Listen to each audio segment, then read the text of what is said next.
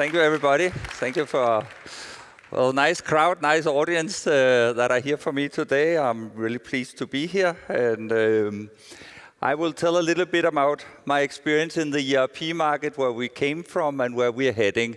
So this is me and my brother back in the 80s. I was just a young engineer and had learned a little bit about computing after a study in the United States. And so I came home to my brother and said, I think this is the future with computers. I think we should form a company.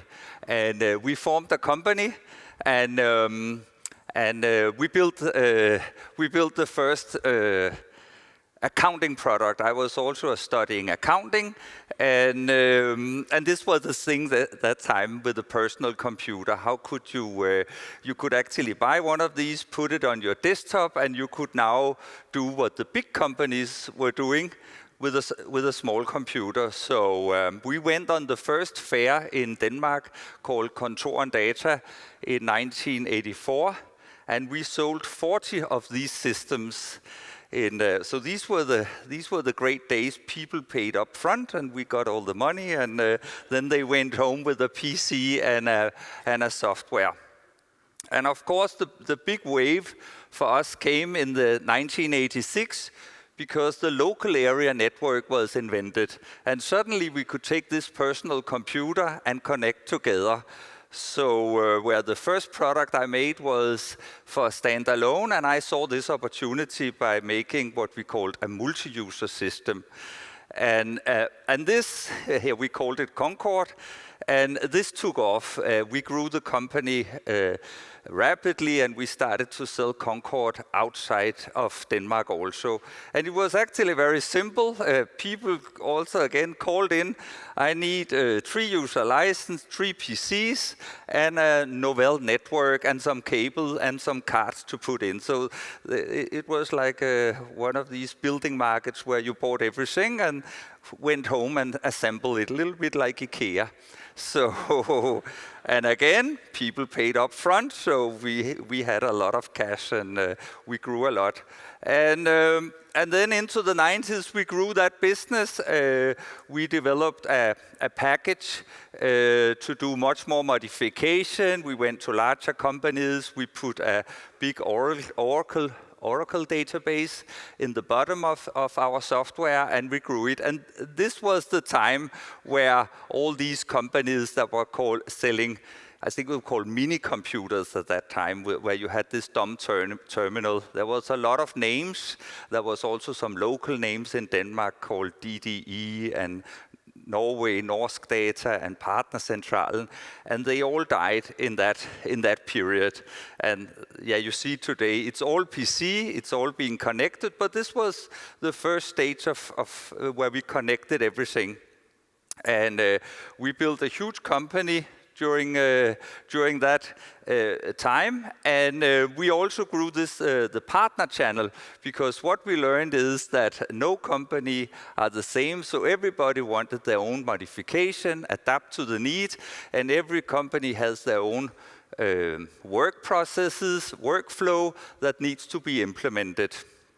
And we made a lot of tools so the partners could adapt all this software to the company needs.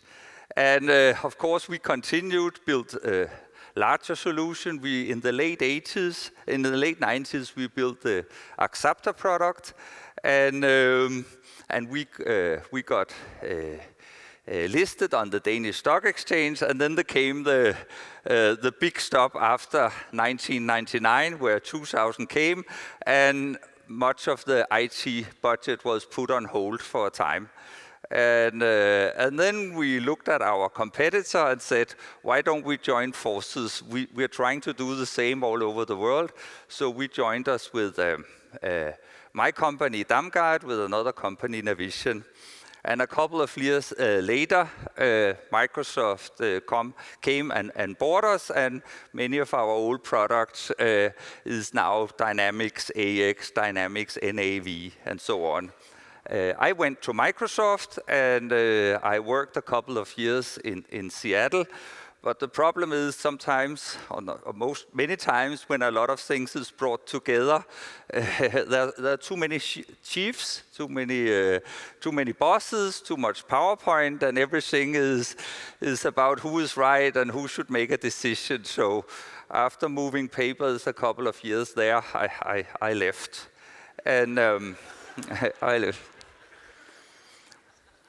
And I actually also left IT and wanted to do something else.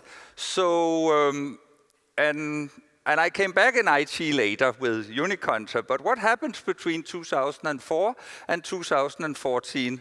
Well, here in the middle, we had a big crisis. You had a big one, we had a big one in Denmark, and I guess all over the world, it had a big crisis. But what happens when you have a big crisis? Something good grows out of that, because people start to think differently. And suddenly, IT became, everywhere you looked at cost, you needed to cut down. And IT is expensive. You had all your servers, you bought all the software. As I said, it was great time in the old days. We got all the money up front. But that's not what the customers wanted anymore. So all about cloud, hosting, renting, subscription, software as a service, all that grew out of the crisis. And I was out of software, and I saw what happening, and actually enjoyed all my years doing software. I was meeting a lot of people, meeting a lot of companies, meeting a lot of business owners. So I said, I want to get back to this game again. And also I could see that even that the customers was requesting all this cloud computing software as a service, very few took the necessary step. Many took the step and moved the kind of the server from outhouse into the server centers, but there was not so much software as a service. So I decided to step in again. I had a clean board, I had no legacy, I could design my software the way I wanted. And I actually had some years before 2014 where I was doing other type of software, cloud-based. So I had some years, 4 years actually, experience of designing and writing software for different businesses. It was in the broker business. So when I decided to make something for the cloud, I was first thinking, well, what is cloud? What do you think of cloud? Yeah, most people, they think of, okay, it's something where I can start without paying up front. I can pay as I go. So I can start slow, and I can scale up, and I pay as I go. And there's not these maintenance costs. I don't owe anything. So that's the first step about cloud. But there's another thing, a cloud, which people not always take for granted. Now I buy this solution of my software, I move into the cloud. Well, who pays for the updates? Because there are still people that say, I'll sell you or you can subscribe to this ERP or sell this ERP system, and we'll put it in the cloud. But who will upgrade it?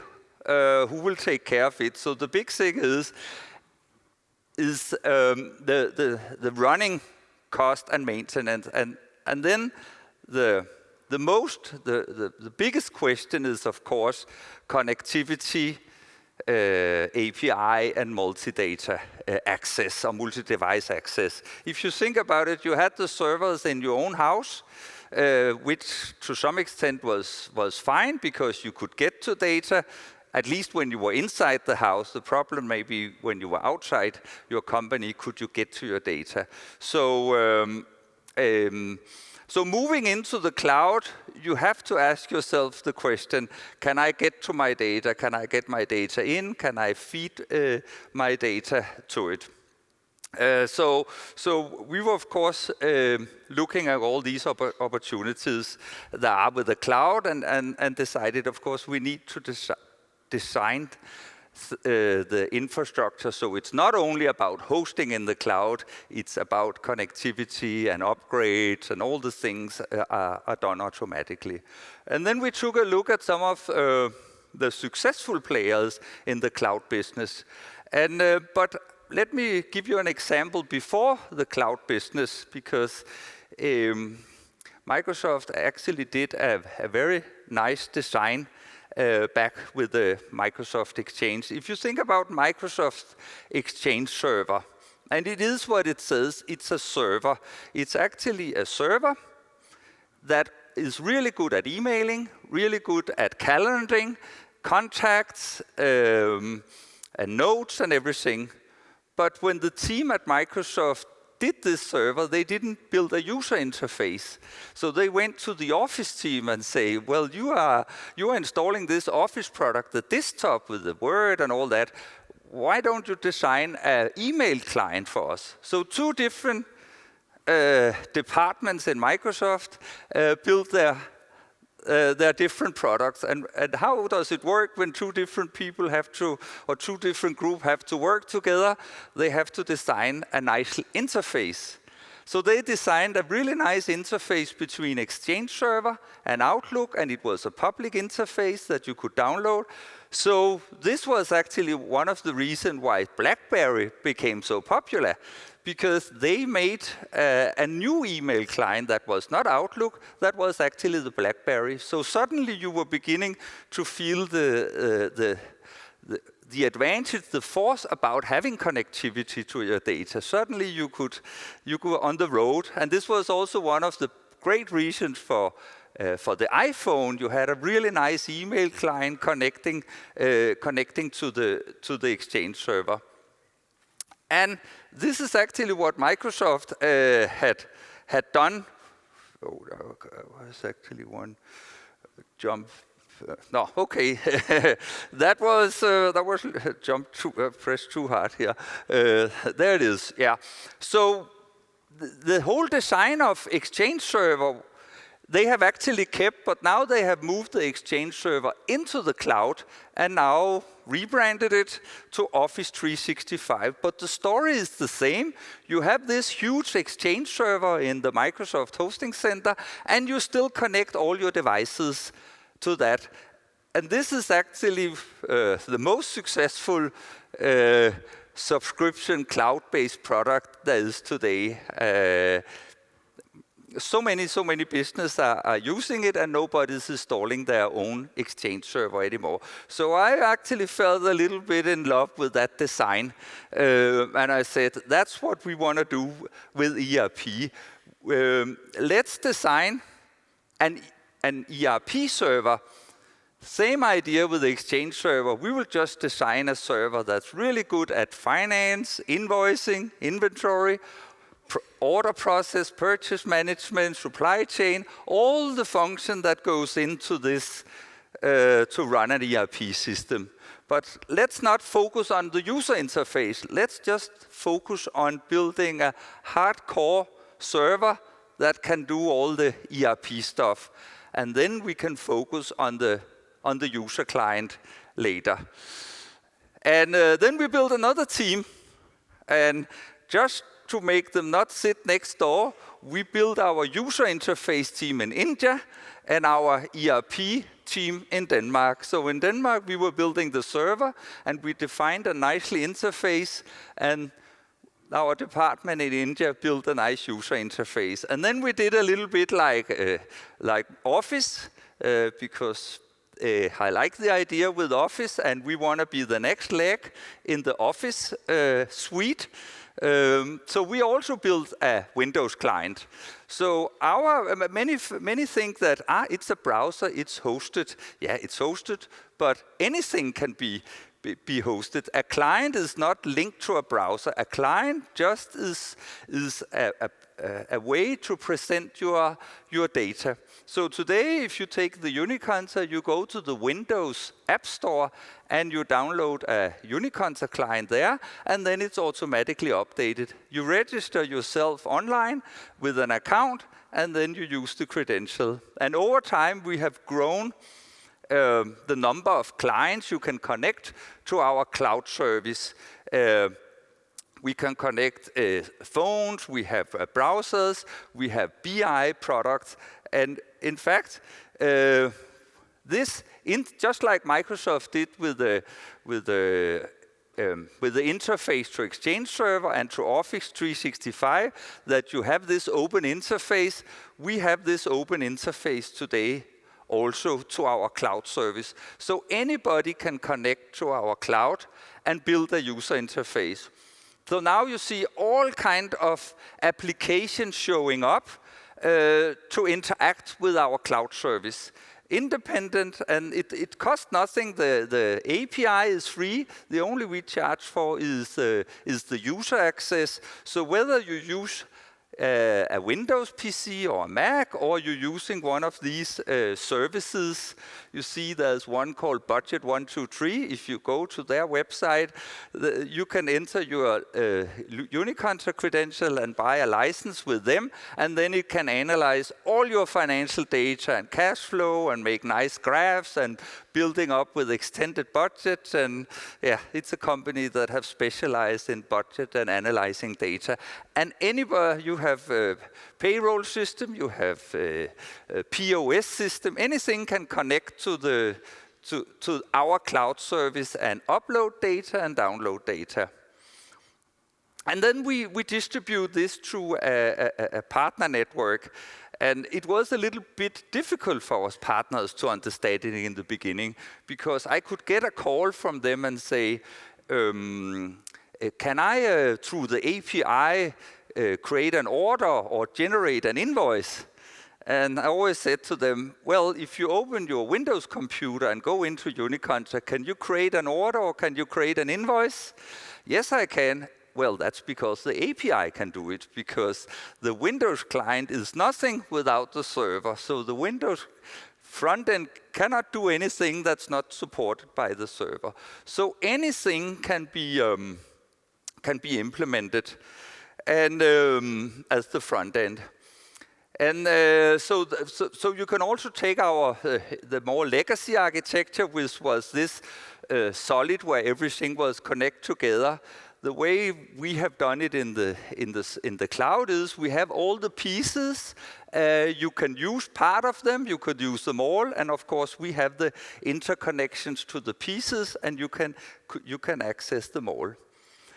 But there's also another thing with cloud, and cloud is not that is also not connectivity. We have another thing. When I built my big business in the 90s, people would like to buy a standard ERP system, and then they would like to integrate with other things they had, and then they would like to adopt it to their internal workflow. And many think, and now we're moving into the new phase of cloud. So what do people want today? Actually, they want the same thing. It's not different from running your own business or running a business today than it is 25 years ago when we were launching the Concorde. It's all about buying something that are standard, adapting to your need, and integrate with your other processes. So one important thing now that you don't install your software on your own server, now you use it in the cloud, that you need a toolbox. Just like when we were selling software and people were adapting, you need a new toolbox. But the toolbox today needs to be different than it was at the last time. Last time we just more or less gave you the source code and say, adapt it to the need. But that's not a very intelligent way to do things. To take the original source code and modify it, because there are upgrades. And thank you for that I made this error that time. That means there's a lot of legacy system now that has never been upgraded to the new version. And so we're picking a lot of older software and converting it to Unicontra. So because we have designed it totally different in Unicontra, so we can upgrade our software every month, every 2 weeks, every time we want to put on a new version, and all your modification will survive between versions. And you can still do the same thing. You can add your own fields to your inventory. So no matter which business you are in, you can adapt it to your needs. You can design report, you have BI tools, you can reorganize the menu, you can add your own new menu when you create a report. But the nice thing about how we do it this time is that all your modifications are stored in some separate tables, and when you launch the standard program, your modifications are merged into the UI design at runtime. So when you add a field, it's being discovered at runtime and fields are added to the screen. So very intelligent way. And then we have opened up a lot of services. We have this, again, all the data in the cloud. So we have also created protocols to access the data. And there exists a protocol called OData, which is a protocol Microsoft invented. So you could sit inside Excel and browse all SQL servers in the world, if they were open to it. And we have done the same thing. So you can now sit inside Excel and browse your data, and you can access it. Another thing about the structure today when you buy a solution in the cloud, if you remember the old days, if you had a small company, you would buy a small program because it should not, there was not such a heavy burden to carry. So a small car, a small camping. And if you had a big company, you had a big car. But today, in the cloud, there's not such thing as a small company and a big company, because what we have in the cloud is a supertanker. Not in the sense that the supertanker can have two meanings. It's difficult to navigate, but that's not the one I'm pointing at. It means it can carry a lot of burdens and bring from one world to the other. So our supertanker today can run a small company and a big company. It's more a matter of the complexity that you can say, Erik, Unikonta doesn't fit our needs, so we can't fit into Unikonta. But whether you are a single user system or you are a 200 user system, it's same speed for everybody because it's designed to be this supertanker. And if we just take a small look at some of our companies, we have a small company, 2 users, they run a shop, and they have inventory management. They got started in a few days, signed up online, and did it themselves. Then we have one of our first customers here in Iceland with Gullfoss, the shop there, and he has taken Unikonta from wall to wall and even used POS system. So every day his cash sales go directly into Unikonta, and he can then see how products are sold and the seasons, and he can see when the stock comes down and do reordering of everything that's going on in his system. So he has now been running little less, more or less 3 years right now, and I met him yesterday, and I liked. He said something to me. He said, "Erik, I really like Unikonta and the whole integration with Office. You make an average guy look professional." So I will remember that. That was a good slogan. And we have a little bit bigger here. That's a 6-user solution in Denmark. They sell recycling of metal and all side of things. So they have connected Unikonta to the device that weights the car or the truck and comes in and out. So they have used all our API to feed data in to the ERP system. So orders and invoices are produced automatically. We have another company here in Iceland that I met yesterday also. Selling all kind of electricity to the big boom that are here in Iceland. And he said to me, well, I think I spent 3-4 years looking and waiting and looking and waiting. We knew our software was not the best one anymore. We knew there existed things that could be better, but we just didn't dare to go for it. And now he said, now he has been running 1 year, and he said, I can't understand why I waited so long. And of course, I said you waited for Uniconta to be ready to your business. So he's so happy, and I went to the back room, and there I saw his old server, a Windows 2003 server, just running for backup. But he said we'll close it one of these days, and then he has nothing else. There's nothing of computers in his house anymore. Just the laptop or the stationary computer with a big screen so they can have many things open at the same time, and then a mobile phone. Everything is rented, everything is in the cloud, and it's been so much more simple to run his business. This is a kind of new business we know. If you know, these are a food delivery online, and this Too Good To Go. They have specialized in not wasting food. So Too Good To Go means too good to be thrown out. So they have made an app for that the bakery or the supermarket can sell their food just before it expires, and you can pick it up. So they specialize connecting sellers and customers with suppliers. Little bit like Uber connecting car with the customer who needs a ride.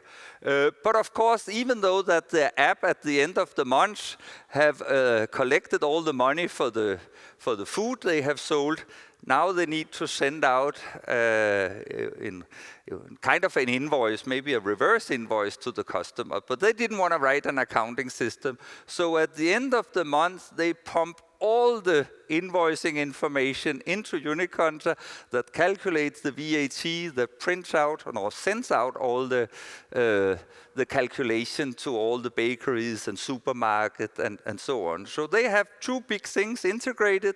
Their main business to deliver apps to that, and the whole accounting side, and the same with takeout. Then we have another, that's a bed chain in Denmark. I think they have 30 locations in Denmark right now. They started up with Uniconta in the shop, and they were configuring beds.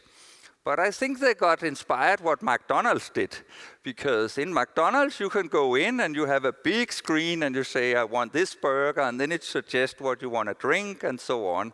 So and with the Uniconta API, they decided, no, let's make our own user interface. Let's do what McDonald's do. So instead of you having Excel-like screen to enter order lines, you would present with 4 types of bed. You click a bed, and then you click the chairs or the legs, and you slowly build up your bed with the customer in the shop, and then you print the button, and then it writes it down to Uniconta as an order and prints it out. They have never designed a new backend. They are still using Uniconta backend because Uniconta store the pictures, and you can add your own properties on the inventory. So they use the same database our database in the cloud, just with maybe 20 new fields on the inventory, and then they just built a new front end that adapts to the customer. And same with McDonald's. They didn't invent a new backend when they designed the screen to build a burger. It's going to be the same printout that will come in the kitchen, whether you order your burger in the front or the self-service screen. And then we have another type of customer here. There are 143 users. They are shipping containers all over the world. And Uniconta speaks 23 languages, so we haven't adapted to 23 countries yet, but we can speak Portuguese even though that we don't have a localized version for Portugal. But they were able to set up their own rules in Australia and New Zealand and Portugal. And so the CFO in Denmark, he can just sit and monitor all his 21 countries, what's going on and what they're invoicing and what the depth of the debits are, because it's one integrated system with 23 companies, and each user chooses his own language, and then he consolidates all the numbers. And if you look at Uniconta today, we actually have sold Uniconta into 25 countries and languages at the moment. Our company is 30 employees, and we have more than 4,000 users that log in. We still sell the old business model, even though that everything is online and you can register online and you get a subscription. We still service our customers through the old partner network model, because for me there's really no difference between the model in the 90s and the model now. The only difference is that you don't have to pay for your own servers, and you don't have to give me all your money up front. You can buy it on a monthly basis, and then I have to find out how we finance our business, and we have found a solution to that. So I actually, we had a roadshow in Denmark about how humans have been developed over years and so on. And the conclusion for that person was, it has never been better to be a human in 2020. You have cured disease, and he said, even a normal person have a better toilet than the king 100 years ago. So it's never been better days to be a human. And I would say it has never been better days to be an IT customer than today, because we take so much care of you and take so much care of your solution, and you pay as you go less. So for me, there's a bright future, and every customer we move on to the cloud and open up the new possibilities, they all say, I don't understand why I didn't do it before. Get rid of so many things. And here in Iceland, we also we launched it in Denmark in 2016, and here in Iceland, our partner here launched it in 2017, and today we have approximately 400 daily users using Uniconta here in 200 companies. So it's exciting times again. I have been in my history of IT, I have actually been in two big waves. Back in the 90s, where we started to connect computers with local area network, that was the big boom. When the internet came, didn't really change so much in our business for ERP. People were doing the same, and I think they were all focused about emailing and websites and all that. But the age we're in now, you think about bringing all your ERP into the cloud for several reasons. Getting connectivity, getting integration, and you know where it's going now. In 5 years, maybe you cannot send a PDF invoice anymore. It will have to be electronically. It will have to be XML. The paper is going away. And and these are the things we are doing. We're doing all the integration and services. We link directly to the banks. We download exchange rates every day. We make payments. We send invoices to companies, and we receive invoices from companies. So it's a huge connectivity that are going on in the background. So people companies that want to stay ahead, they need to go on to the next phase and move into the cloud and get the connectivity. And it's an eye-opener for every of our customer that they didn't thought was so important before. When they go on the business trip, they can open their laptop and see what's going on at home. They can work from home. They can work from the summer house, and the time they spent in the office gets more productivity time. So that was my experience from going from a local PC into the big server room and deliver software to companies like you. Thank you.